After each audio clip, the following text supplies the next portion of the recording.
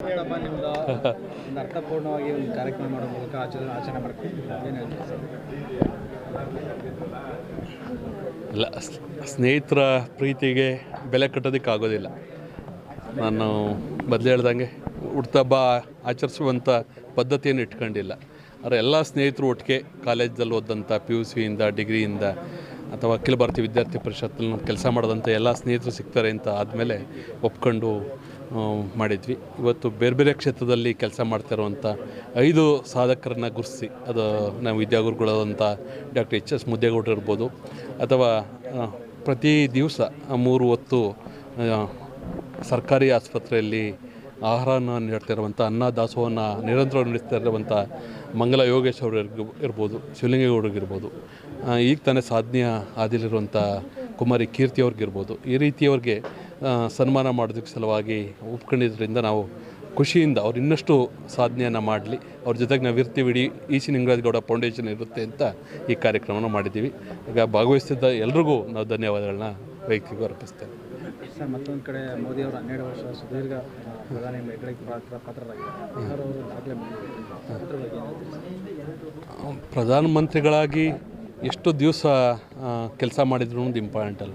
ಇವತ್ತಿನ ಮಾನ್ಯ ನರೇಂದ್ರ ಮೋದಿಯವರು ಇಡೀ ವಿಶ್ವ ಮೆಚ್ಚುವಂಥ ರೀತಿಯಲ್ಲಿ ಕೆಲಸ ಮಾಡ್ತಿರುವಂಥದ್ದು ತುಂಬ ಶ್ಲಾಘನೀಯ. ಹಾಗಾಗಿ ಭಾರತೀಯ ಎಲ್ಲ ಪ್ರಜೆಗಳ ಪರವಾಗಿ ಅವ್ರಿಗೆ ಧನ್ಯವಾದಗಳನ್ನು ಅರ್ಪಿಸ್ತೇನೆ.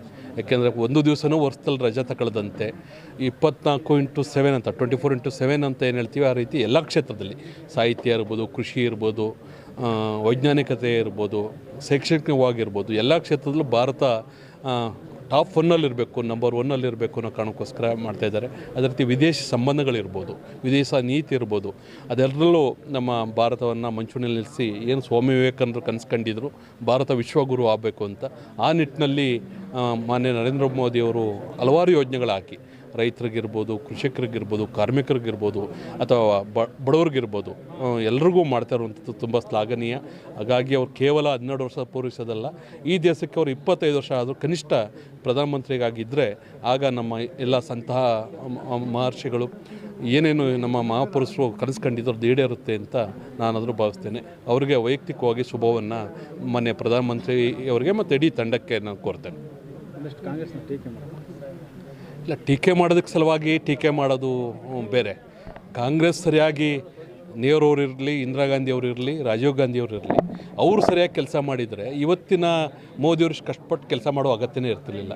ಏನು ಇಸ್ರೇಲ್, ಜಪಾನ್ ಈ ರೀತಿಯ ಪಾಶ್ಚಾತ್ಯ ದೇಶಗಳನ್ನ ನಾವು ಉಲ್ಲೇಖ ಮಾಡ್ತೀವಿ, ಅಲ್ಲಿ ಏನೂ ಸವಲತ್ತು ಇಲ್ಲದಂತೆ ಅಷ್ಟು ಸಾಧನೆಯನ್ನು ಮಾಡಿದ್ದಾರೆ. ಅದು ನಮ್ಮಲ್ಲಿ ಜನಸಂಖ್ಯೆನೇ ದೊಡ್ಡ ಸಂಪತ್ತು, ಅದನ್ನು ಸರಿಯಾಗಿ ಸದ್ಬಳಕೆ ಮಾಡ್ಕೊಳ್ದಿರೋದ್ರಿಂದ ಆಗುತ್ತೆ. ಟೀಕೆಗೆ ಸಲುವಾಗಿ ಅವ್ರು ಟೀಕೆ ಮಾಡ್ತಾರೆ, ಆದರೆ ಅವ್ರು ಮಾಡಿದ್ದಂಥದ್ದೇನು, ಈಗ ಅವರು ಸುಮಾರು 50 ವರ್ಷ ಈ ದೇಶದಲ್ಲಿ ದೇಶವನ್ನು ಆಳಿ ಇವತ್ತೂ ಬಡತನದ ಬಗ್ಗೆ, ರಸ್ತೆಗಳ ಬಗ್ಗೆ ಅದು ಸರಿ ಇಲ್ಲ ಅಂತ ಮಾತಾಡಿದರೆ ಅವ್ರ ವೈಫಲ್ಯ ಅಷ್ಟೇ. ಅದನ್ನು ಕಳೆದ 12 ವರ್ಷದಲ್ಲಿ ಅಥವಾ ಅಟಲ್ ಬಿಹಾರಿ ವಾಜಪೇಯಿ ಅವರು ಇದ್ದಂಥ ಆಗ 6 ವರ್ಷದಲ್ಲಿ ಸರಿ ಮಾಡುವಂಥ ಪ್ರಯತ್ನವನ್ನು ಮಾಡ್ತಾಯಿದೆ. ಅವ್ರಿಗೆ ಇಡೀ ಸರ್ಕಾರಕ್ಕೆ ನಾನು ಅಭಿನಂದನೆ ಸಲ್ಲಿಸ್ತೀನಿ. ಅವ್ರು ಟೀಕೆ ಮಾಡ್ತಾ ಇರಲಿ, ಅವ್ರು ಟೀಕೆ ಮಾಡ್ತಾ ಏನಾಗಿದೆ ಇಡೀ ದೇಶದಲ್ಲಿ ಅನ್ನುವಂಥದ್ದು ನಮಗೆಲ್ಲರಿಗೂ ಗೊತ್ತಿದೆ.